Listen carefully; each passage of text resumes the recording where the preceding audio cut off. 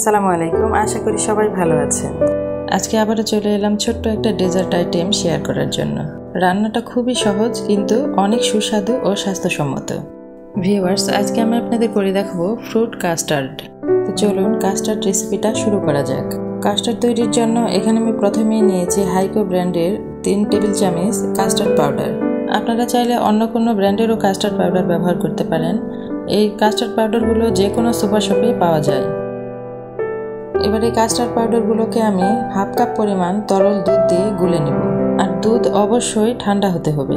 গরম দুধ দিয়ে একদমই কাস্টার্ড পাউডার গুলতে যাবেন না, তাহলে তলা পেকে যেতে পারে। এবার আমি চুলায় একটি প্যান বসিয়ে দিয়েছি আর এতে দিয়েছি 1 লিটার তরল দুধ। এই দুধগুলোকে জাল দিয়ে আমি 4 ভাগের 1 ভাগ কমিয়ে নিব।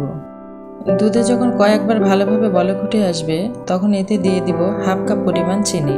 তবে যারা মিষ্টি খেতে একটু বেশি পছন্দ করেন তারা 1.5 কাপ পরিমাণ চিনি দিতে পারেন।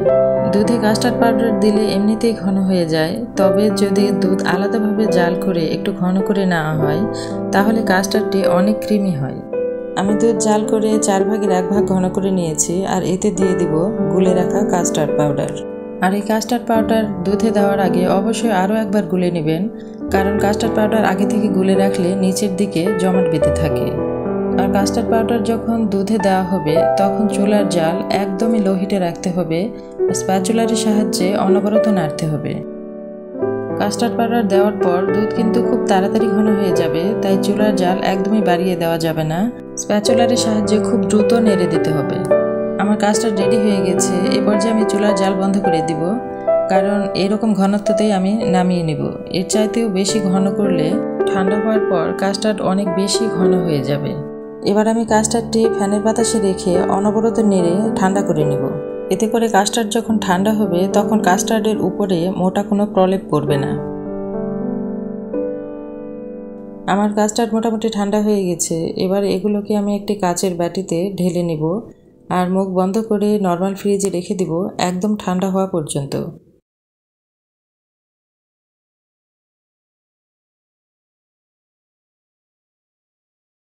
আমার কাস্টার্ড একদমই ঠান্ডা হয়ে গেছে। এবারে আমি ফ্রিজ থেকে বের করে এগুলোর সাথে ফল অ্যাড করে নিব।